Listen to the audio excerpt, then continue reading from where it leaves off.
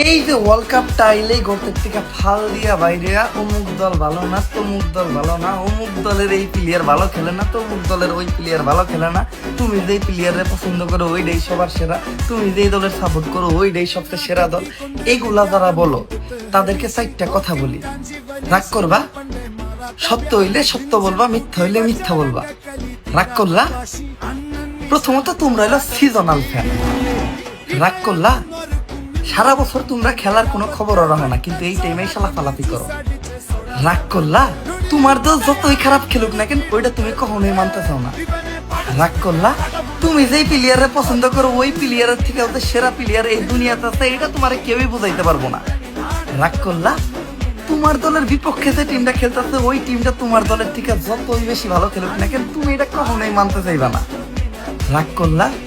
সবসময় সবার সামনে যে আমার দল এত অর্জন করছে, আমার দলের এই প্লেয়ার এত অর্জন করছে, এগুলা পেয়ে ছাগলের মতো চিল্লাও। রাগ করলা? সবশেষে তুমি একটা ছাগলের 3 নাম্বার বাচ্চা। রাগ করলা?